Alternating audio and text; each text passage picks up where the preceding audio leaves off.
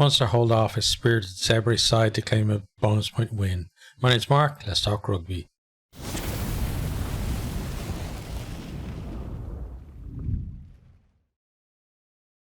It was a decent game of rugby down in Cork with, both teams showing some good attacking intent.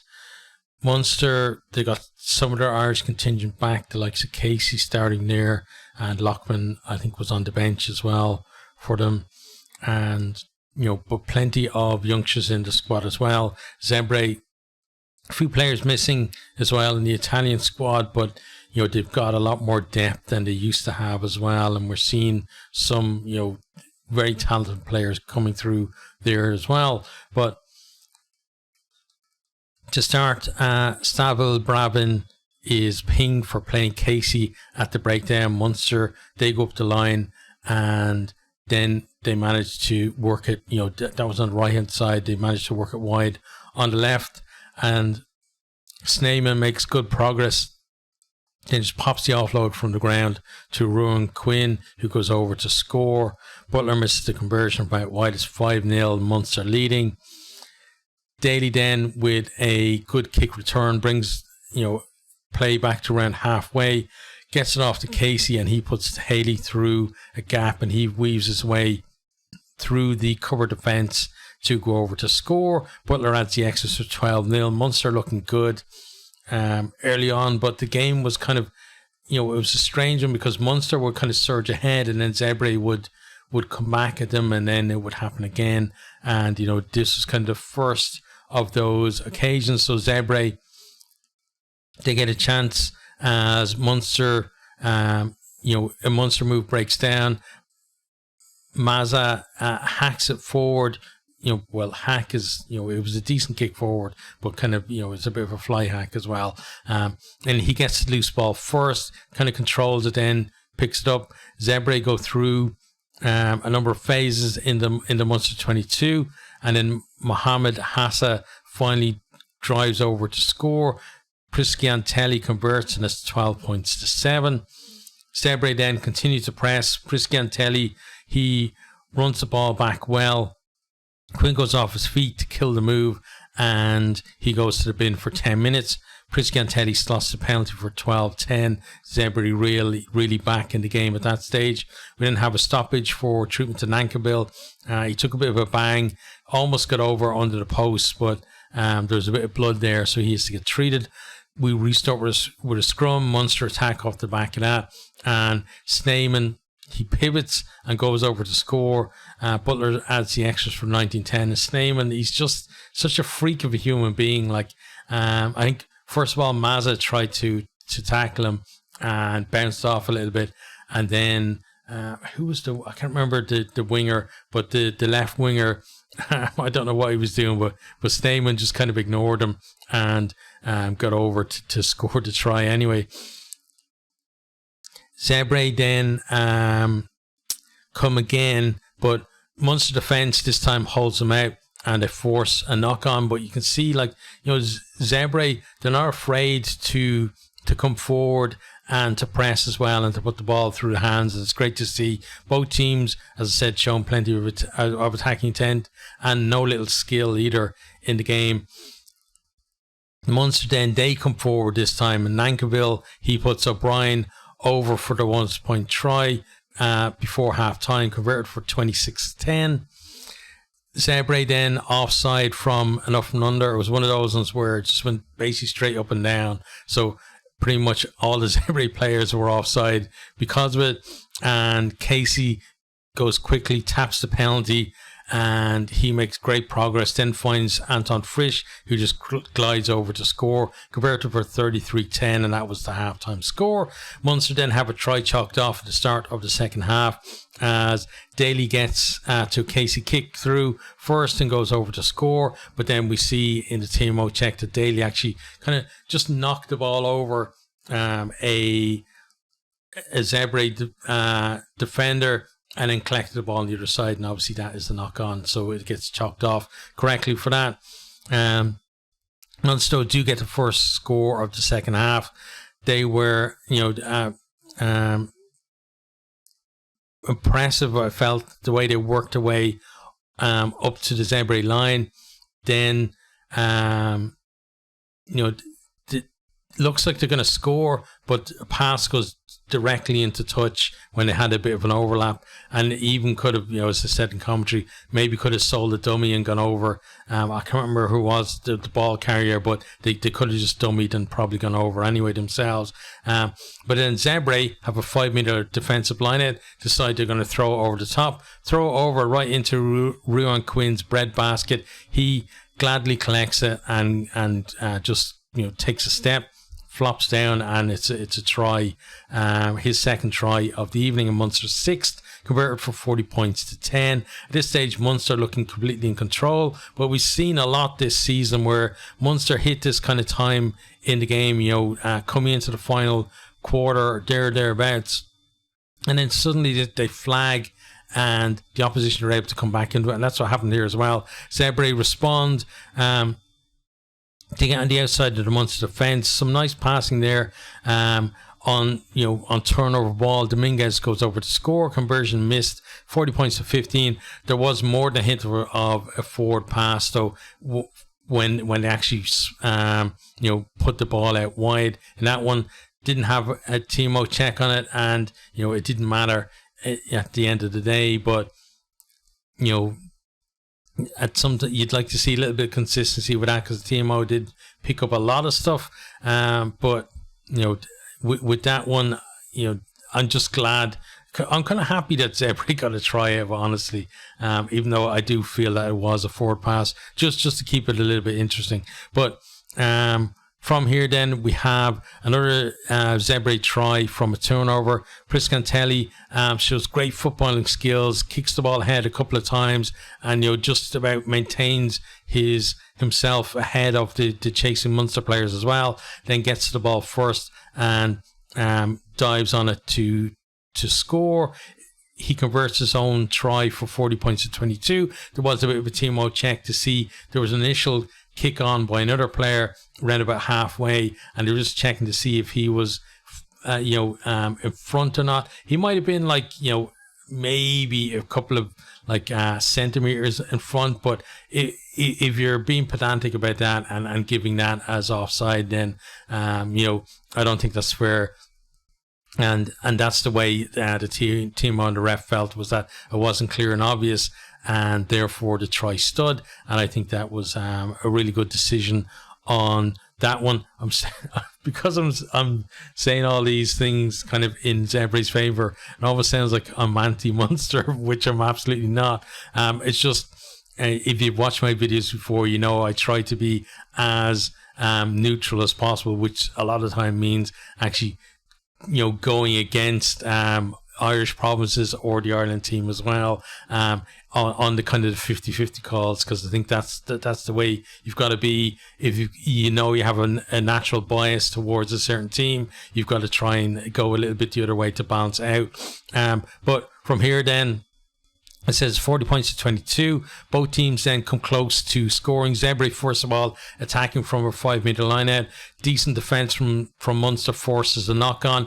They then break, and Daly looks like he's in behind and he's potentially going to go over to score, but they get the tap tackle on him, haul him down 5 meters from the line, and then they turn the ball over. Then immediately Zebre work it back up to the other end of the pitch. A decent break from, I think it was Jesse, right? Or was it that one? Let me think. Yeah, it was. Jesse breaks, and they're camped on the Munster line, and then Deleu, I think the guy's name, forces his way over to score. It's converted for 40 points to 29, and that's their bonus point try. And then they go in search of a losing bonus point as well, which didn't look like a 40 points to 10. Didn't like there was any chance of that happening. But we've seen this before this season from Munster, and it's something again they need to sort out. For whatever reason, from about the 50-minute mark on, they're flagging, they're falling off in games, and it's allowing the opposition to come back at them in that second half. And one good thing for Munster though is they do get the final score of this game, and it's a well-deserved try for Shane Daly because the guy, he had one chalked off. He had another couple of ones where he was close as well. And, he hasn't scored in the URC in a year. And he's too talented a player not to be scoring tries at this level, I feel. But basically ball worked, Munster coming forward. They worked the ball, out wide. And then Nankivell puts Daly into space, and he does have the pace this time to get over to score. The conversion is missed, and the full-time score is 45-29. A decent win for Munster. Again, though, a little bit of a worry about their, second half, what's going on with them there. That's something, they do have time to at least sort it out, from now on, but it's not going to be that long before we have like Champions Cup knockout coming up. And if they get knocked out of the Champions Cup because of this issue raising its head again, that's going to be really bad for them. So it's something that they've got to sort it out, because you can't let kind of more higher quality teams than Zebre, say, who may not be as far behind or may not even be behind at all, to take control of the game in the second half, the way that Munster are letting teams do that. They need to be able to, finish stronger. I'm not sure what it is. I honestly don't think that it's a fitness thing, because the players look superbly fit, and the way they play as well as all action, which means that they have to be superbly fit for it. So it doesn't seem like that. Maybe it's a mental thing, switching off or something. But again, it's something that I'd love to see them kind of sort out. But let's have a look at some of the stats from the game. Hopefully, they're up to date. A lot of the time they're not at the end of URC games. We're looking promising here, because they actually have the number of tries right, and when they do that, it normally means that the stats are going to be a little bit on point at least. So 10 tries in the game, 6 to Munster, 4 to Zebre. Zebre doing so well, picking up bonus points this year. Not they've just won I think the one game, they drew a game, right? But it's the fact that they're being able to either score 4 tries or get a losing bonus point in a lot of the games now, means that they're no longer rooted to the bottom of the table. And this bonus point here as well, I think, is going to help them.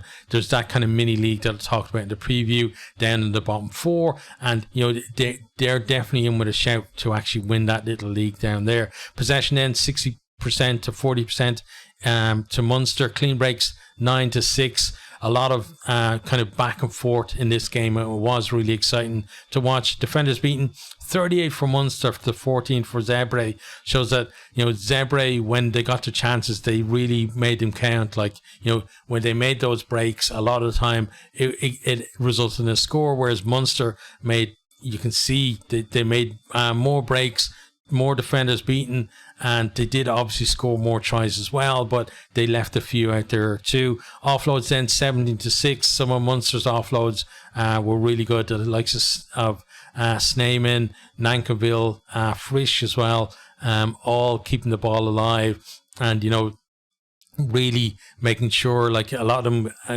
were resulting in tries as well, or near tries too for them.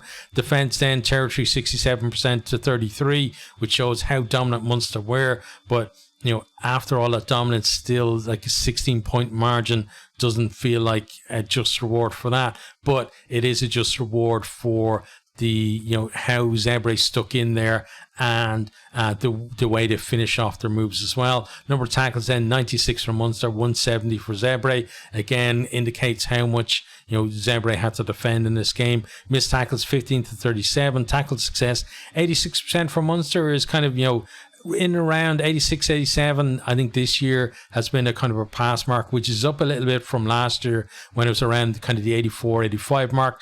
Zebre a little bit down on that at 82%. Turnovers 1 then, 4 for Munster, 9 for Zebre. Again, it wasn't just Munster errors resulting in the breakdown. There's a lot of pressure on Zebre, and Zebre actually turning the ball over as well at the breakdown. Kicking then Kicks retained, 3 from Munster, 4 from Zebre. The most memorable kick for me in the game was the one that went straight up and down and led to that try for Frisch, because the Zebre team, the whole lot of them were offside. Penalties then, 8 conceded by Munster, just 3 from Zebre is really good, and it shows that even though they had to do a lot of defending, it wasn't like the defending that we're used to maybe from Zebre of years past, where they're under tons of pressure, and therefore they're conceding penalties, and then they're conceding yellow cards, etc. They did have to make a lot of tackles, but the defence certainly looked a lot more solid than it has again in previous years, and that penalty count just tells you, that they weren't under that much pressure. Munster, though, their attack does look good, and they were able to still, against what was a decent defence in terms of being able to kind of contain them phase after phase. Munster still were able to find those gaps though, and get through and get the scores. 8 penalties is not terrible by Munster, but looking at the overall penalty count, you would they would want to improve that, given that they only got 3 penalties themselves. In terms of them players, so we had like Mike Haley with the most carries for Munster, and Matza for Zebre with 6. Haley had 10. Matza, I thought, had a really good game there. Clean breaks then, 2 for Shane Daly and 2 for Simon Jesse. Then we've got defenders beaten. Nankiville 12 defenders beaten is crazy, but the guy looked really good in that midfield. There was a few times where you thought he was maybe going to break through himself. And then Priscantelli with 4. I think that was like, a few of those, obviously the build up to his own try. And then there was the kick return as well from him. Meters made then, 174 for Haley, 96 for Priscantelli, and then offloads, 3 for Sneyman, and then 2 for Priscantelli was the most in the game. But there must have been a bunch of Munster players on 2 offloads as well. And then on defence then, number of tackles, Kendlin with 11 for Munster, Matza with 19 for Zebre. Again, massive shift from that guy from them. And then tries then, Ruan Quinn with 2 tries for Munster as well. He's another one of these under 20s products that we've been waiting to see more often in the URC, and hopefully we do get to see a bit more of him this season. We kind of saw a little bit of him last season, a few cameos, and this year he's coming a little bit more into kind of a regular player in the squad, not necessarily a starter, but it's good to see, especially when kind of the more established players are away on Ireland duty, that he's getting starts for the province as well. In terms of then the 2 teams, let's start with Zebre. So as I said, Zebre much improved this year. They recruited really well, I felt, in the off season, and it's coming good for them at this point as well, because now that they have to go to kind of the wider squad, you can see that the quality has just improved massively compared to even to last season, where last season they even gave some of the top teams a bit of a scare, almost beat Leinster in the opening game. But this year, they seem to be competitive in a lot of the games, not just at home. Now you can see, like, going away against Munster, like the defending champions, who are in kind of okay form at the minute. The attack is firing for them at least. And being able to go there and score 4 tries, is a testament to how good this team have become. There's still a bit to go for them to kind of, get to the level that Benetton are at. But, if both of those teams are on the way up, it's only good for Italian rugby. And I think it's great for the URC to see, a team that has been a perennial struggler in the competition, beginning to really find their feet at this level now and show that, you know, they're not going to be here anymore necessarily just to make up the numbers and to be propping up the table every year. They've got ambitions to start climbing that table, and, you know, that's what we want. We want every team to be competitive in this league. We don't want any kind of make weights, as it were. And it looks like, you know, Zebre are beginning to sort themselves out. Munster then, you know, they scored a ton of tries, scored a ton of points. You know, you can't really be too harsh on them. But again, it's that whole dropping off in the second half thing that they certainly need to sort out. But, you know, there were some really good performances in there, the likes of Haley and Daly and Nankabil, I thought was outstanding. Then you had, you know, young Butler there at 10 beside Casey at 9 as well. The two of them went well. In the pack then, Ruan Quinn had, you know, a really good game, I felt. And, you know, the rest of the forwards then, you know, Tom Ahern and Sneyman in the second row. Sneyman was really good. I'm not sure, like, when he went off, he may have had a bit of a knock, but hopefully he's okay. Then in the rest of the back row, then Coombs wasn't as kind of all actions as we're used to seeing him, but he still got through a heap of work. The same with Kendall in beside him there too. And, you know, the front row, there weren't that many kind of scrums or anything to be done, but I thought still Wycherley, Scannell and Ryan acquitting themselves well for them too. And, you know, Frisch, maybe not as busy as Nankerville, but still did well when he got his hands on the ball. Same with Sean O'Brien as well, out on the right wing. And then, you know, from the bench, I thought Fineen Wycherley did pretty well when he come on. Jack O'Sullivan, another one who looks like, you know, he's got something about him there. Ethan Coughlin as well. You know, so there's plenty of players coming through, you know, at Munster, and it's great to see them all getting game time, and the fact that they can, you know, be winning games and blooding, you know, young players or players from the wider squad as well, is a great sign for them. And, you know, if they can just sort out that one issue, I think, you know, then this Munster team, because of the weapons that they do have to hurt teams and pick teams apart, means that it's going to be, you know, it's going to be a good defence from them, I think, in terms of defending the title, that is, this year, as long as they can sort out that whole, whatever's going on with them from 50 minutes on. I don't have the solution for it. I'm sure, like, you know, the coaches down, you know, in Limerick, though, are much smarter than me when it comes to rugby matters. So therefore, you know, I'm sure that they're going to be working on that. By the time that knockout rugby does come along, I think we're going to see, you know, a different side of Munster, especially when I think this period now where more players are getting more time means that I think they're going to have better impact from the bench as well.